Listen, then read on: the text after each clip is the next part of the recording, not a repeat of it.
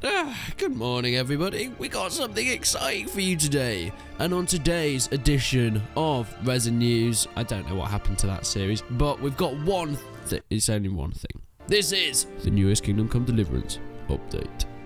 Yes, Kingdom Come Deliverance has been gone for some time, and I've not really played it in quite some time. Because, I completed the story, I played around with a few mods, I did all the side quests, I was like, what am I supposed to do now? I made a few videos, and then the videos stopped getting views, so then I stopped playing it. But, thankfully, Kingdom Come Deliverance is back.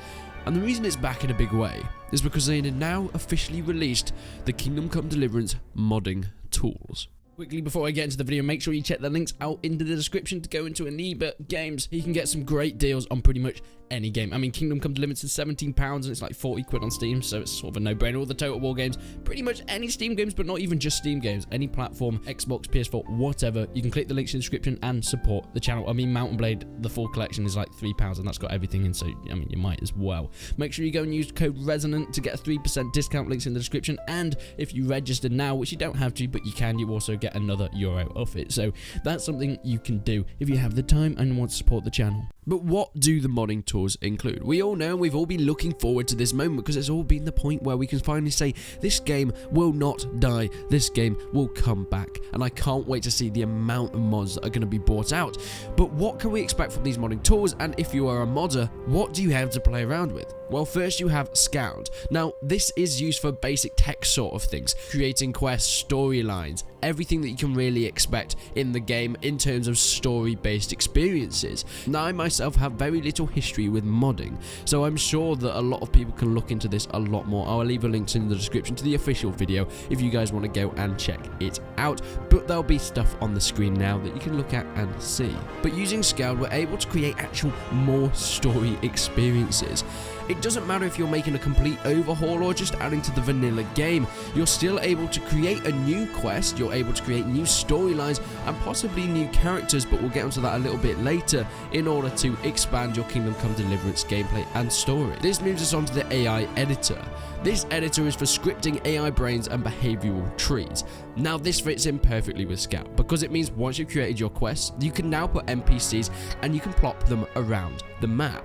They all have their different personalities that you can code and make sure they're doing all that you want them to do. Maybe you want to create a massive battle. This is where you do it. Having their AI clashing together, having them fighting, creating these massive battle scenes, and perhaps a lot of people were disappointed that we didn't get a massive battle in the vanilla game for Kingdom Come Deliverance. Maybe this is your time. But even on smaller scales, just walking past people on the street, meeting other people. And I'm saying this from a very much vanilla point of view, but as we'll see in a little bit, you're actually able to modify the game in its entirety, meaning that overhaul mods aren't too far-fetched. Maybe you want to take Kingdom Come Deliverance into the Game of Thrones world, which was a possibility at some point. I think they sort of gave up on that. Hopefully, guys, come on. Let's pick that one back up. Maybe you want to take it into ancient Rome, or maybe even something completely out there like Star Wars would be absolutely awesome. There is a lightsaber mod, guys, come on. But there are so many possibilities. Now we have these in-depth modding tools, and they're not shallow. They go so far deep. And this takes me onto the modified version of the CryEngine Sandbox Editor, which we can use and play about with. They have pretty much released the full Sandbox Engine Editor. Of course, you won't be able to create a new game from Kingdom Come Deliverance, because what would be the point of the game itself? You'd just be able to, pirate it and create new versions of it, but you're able to pretty much create everything else throughout it. You're able to change characters, you're able to change skins, textures, places of the map, maybe even expand it to some points depending on what the engine's going to let you do. You're able to take the world that we already have, you're able to edit it, or even completely wipe it out and start from scratch. The amount of possibilities with this editor are limitless. And this takes me on to the raw game data that is now being released. Everything that we've been able to play in Kingdom Come Deliverance, and everything that Warhorse Studios has put into the game itself. Not necessarily quite at the back end of the game with the engine and things like that, but in terms of the game data that you see, like the buildings, the trees, the scripts, everything there. It's all been released, so any modders that want to can look at it and find out how the game itself was made, meaning that you can get some inspiration for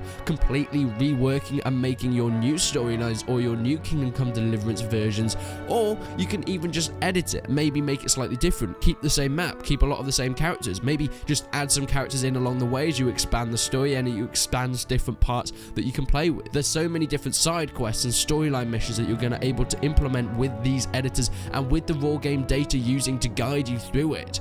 Speaking of guiding, on the website they have now got step-by-step guides that you can follow if you need to. There's also video tutorials as well, so even if you're pretty new to modding, you can give it a go.